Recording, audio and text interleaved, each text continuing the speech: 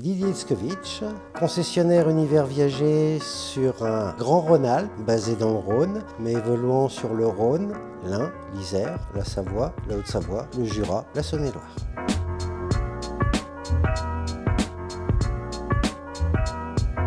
L'écoute, le professionnalisme, l'empathie.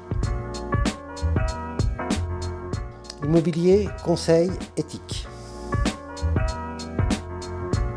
Alors de formation, je suis ingénieur bâtiment avec un parcours divers et varié dans le monde du bâtiment et des travaux publics, plus le conseil en entreprise.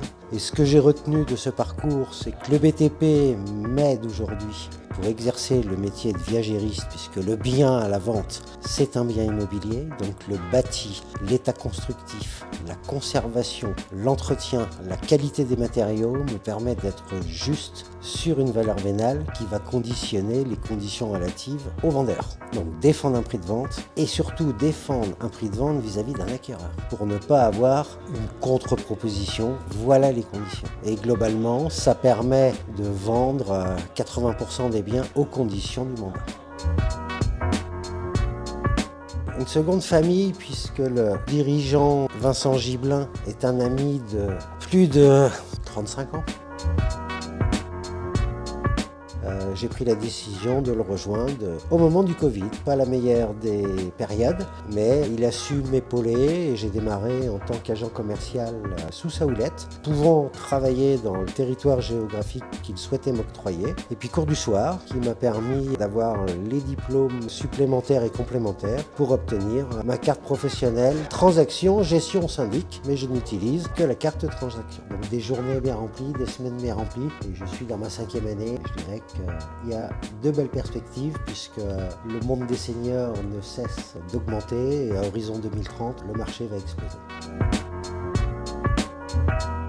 L'ensemble des concessionnaires aujourd'hui que j'ai pu voir arriver, faisant partie des plus anciens, permettent d'avoir un horizon divers. Donc c'est très enrichissant en termes de transmission d'infos, en termes de collecte d'infos, pour justement arriver à faire grandir un réseau. Alors un beau métier, on écrit des belles histoires, différentes d'un territoire à un autre, mais pour une même finalité, permettre à des seniors de continuer à bien vivre et à mieux vivre leur retraite en restant chez eux, et surtout leur permettant dignement de pouvoir financer en cas de besoin l'éventuelle entrée en dépendance. Et ça, c'est extrêmement important par rapport au respect de la personne.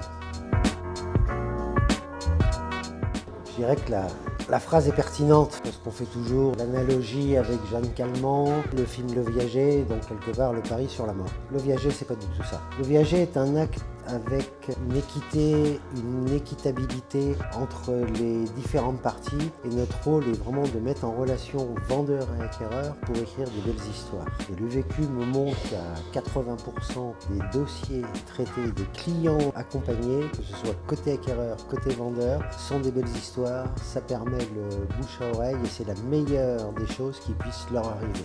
Donc ce côté éthique, humain, équitable entre les parties, c'est plus du tout un pari sur la mort. Au contraire, les acquéreurs de plus en plus se disent on va permettre à un couple senior de rester chez eux, de continuer à mieux vivre leur retraite, on va les accompagner et si on écrit une belle histoire, tant mieux. Un beau métier avec de l'humanité, la compréhension de la problématique des vendeurs, puisque si les vendeurs prennent cette décision, c'est qu'ils ont une problématique à résoudre et on est là pour leur résoudre. Le bien immobilier, que ce soit un appartement ou que ce soit une maison, vient en second plan, d'où l'importance de l'humain, comprendre leurs demandes, et je dirais que c'est 80% du travail de mener pour acquérir la confiance des vendeurs qui se traduira par l'obtention d'un mandat. Et après, objectif important, c'est de capter l'attente de l'acquéreur pour justement que ça puisse répondre à la fois à son souhait en termes d'acquisition, mais en parallèle de répondre à l'attente des cédants. Et à partir de ce moment-là, les dossiers vont au bout, et je dirais à 80% du temps.